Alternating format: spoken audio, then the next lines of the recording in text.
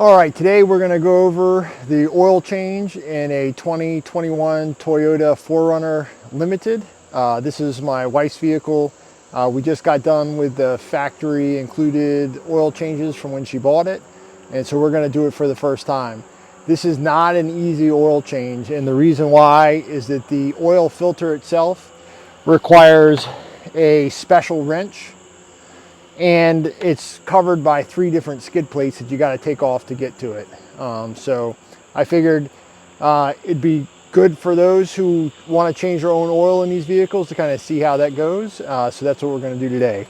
The manual says it calls for OW20, and you get a cartridge style oil filter, and we'll kind of go through the process of what you got to do to get it done. If this is something you're interested in, please stick around for the video. So I went ahead and drove the vehicle up on some blocks because you got to get underneath to get a few things.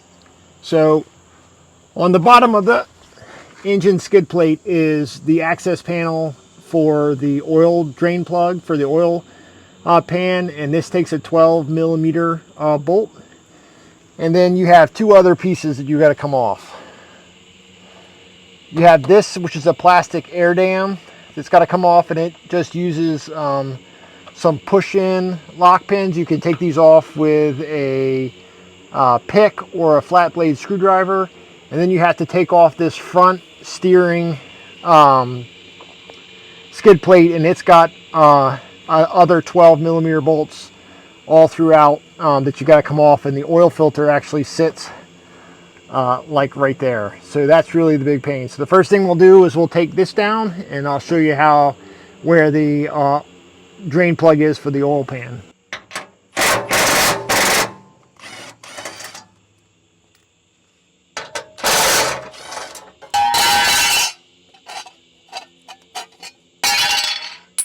And then you can see right there is the drain plug for the oil pan, and it takes a 14 millimeter socket. All right, so we got the oil drained out into the oil bucket, and I just use a standard bucket to catch all the oil out, and then we'll take that, drain that into a jug, and be able to take it up to the auto parts store for recycling. This vehicle holds 6.6 quarts, so it was actually cheaper to buy 2 5-quart jugs than it was to buy a 5-quart jug and then 2 quart bottles. So think about that when you're going about buying the oil for the vehicle. All right, the next thing we're going to tackle is pulling this plastic piece down, and these can be a little bit of a pain. I use a pick.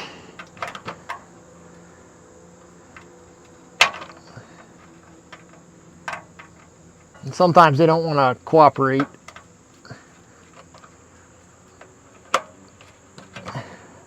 But they're just a push pin. Basically, when you pull this tab out, it releases the locking mechanism.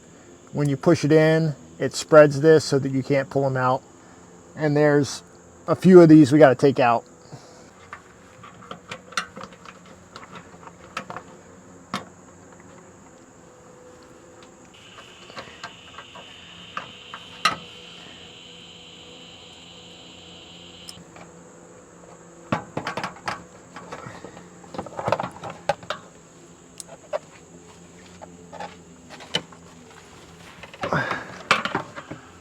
All right, so those 4 came out. Now there's 2 others, things that you got to do. You got to pull this one out, and that connects a plastic piece of the front air dam to the actual shield, and then it has a couple 10 millimeter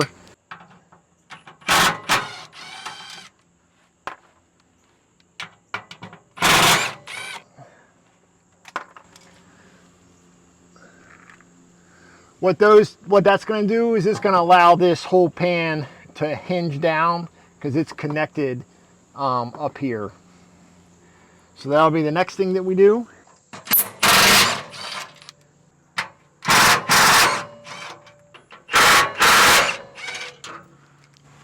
All right, be careful with this last one because it's going to come down as soon as you take this fourth bolt out.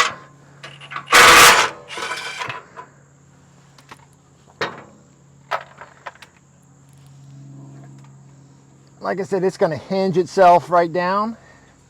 And the best way to get this off is you got to lift it up. And it comes right down. The oil filter is, which is right here. And you would think that this was what helps you take it off. Well, it's not. This thing has a whole cup that piece that I was fitting in that locks into some of these tabs to be able to turn this off. But you do have to take this piece off, and I'll show you why. All right, so just get a socket wrench with an extension. And what that's going to do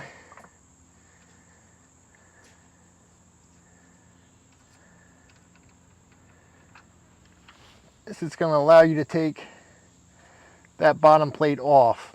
And inside of your kit is a little piece that looks like this. And what it does is it pushes up in here and releases a spring that'll allow you to drain the oil filter so it doesn't make a mess coming out, because it is a cartridge.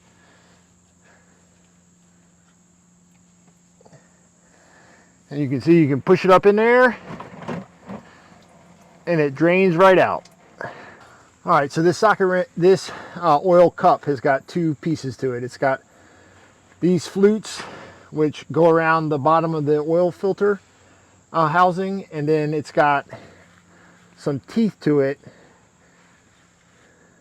that correspond with the actual housing itself. So this is a plastic housing, and you don't want to crack it. And it fits up just like that. And then we're just going to take our wrench, and it should come right off. All right, and it'll come down just like that. And you can see the cartridge filter. There's still some oil in it, but it comes apart like that. All right, so that's what it looks like without everything in it. One of the things that we've decided to do is change the filter out to a metal one. The reason being is those plastic housings have a tendency to have the ears break off and crack. You can buy a Toyota housing, or you can buy one of the ones from Dorman, which is what I did. The one from Toyota is like $150. The one from Dorman is about $40. And all you got to do is just change the inside piece. So all you got to do is change the inside piece, and I put the factory Toyota piece in, and basically if you see down there, this just spins and twists out of those ears, just like on the inside. It has the same ears on the inside of the plastic one, and this just makes sure that this is not going to break on us in the future. So it's just the cartridge filter slides over. We'll put some oil on this O-ring because that's what seals it, and we'll put it back up. All right.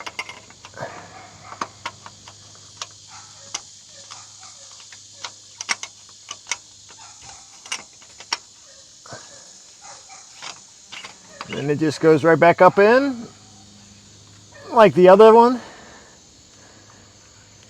And like I said, the O-ring is what makes the seal on this, so this doesn't have to be super tight. Unlike when I took it off, it was, and same wrench fits on the new one. And you just want to make it snug, because the O-ring is what makes the seal. And you're done. All right, we just got the last little bit of oil to put in. And if you don't, if you can't look in the manual, you can see that it shows SAE OW20, and that's synthetic oil for this motor. All right, so we did a leak check, And we're gonna put the skid pans and all the plates back up. It's just a basic redo of what we did taking down. So we'll do that right now.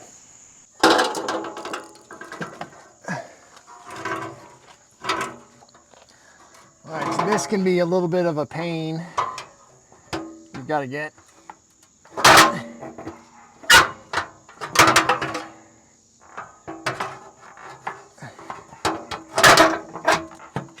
got to get up and you got to kind of push it in place.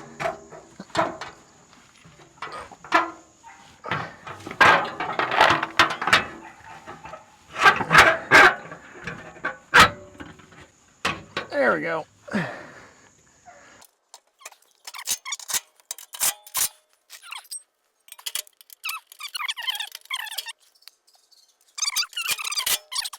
So we'll put these 10mm bolts, and you can see how we had to take this off because otherwise we wouldn't be able to drop the pan or the skid plate. And then you just push them up, and that puts them where they need to go. Then the air dam fits into this receptacle, receiver, I guess if you will. And you just start plugging them back in their holes. All right, the last part of the oil change is resetting the oil service light. If yours has come on because you've exceeded the mileage, or if you just want to reset it because you just changed your oil like we did. The first thing you need to do is put the vehicle in the run position, and you're going to set your trip to trip A. And you do this, so right over here in this corner, there is a button, and you can just push it, and it goes from the odometer to trip A to trip B. So what you want to do is have it set in trip A, and then you want to hit the start button and turn it off. And now that your mileage is showing up, what you want to do is you want to push this button in, and you want to push the start button, and then you want to push it again. And you can see how it says resetting the oil maintenance data, and you keep holding it in until it's done, and now you're done. All right, so that's changing the oil in a 5th gen Toyota 4Runner, and I believe that is going to be the same from like 2010 to 2023 if you have the V6. Some of them will have more skid plates than others. This one just happens to have a full set. I am impressed by the skid plates that are underneath here, but it's a pain to get done. I mean, I can change the oil in my Jeep in about 15 minutes, but this is about a half an hour's worth of work. And now I feel much better that we have that aluminum housing to go in there instead of the plastic one, which is known for break-ins. So when I picked mine up at Advanced Auto Parts, which is the auto parts store near me, they said they keep a stock of them because they break all the time. So hope you guys got something from the video. I'll leave links in the description below for the oil filter, the oil filter wrench, and the part I got to replace that housing. So this is Dan from Fisher Jeep Adventures. Thanks for watching.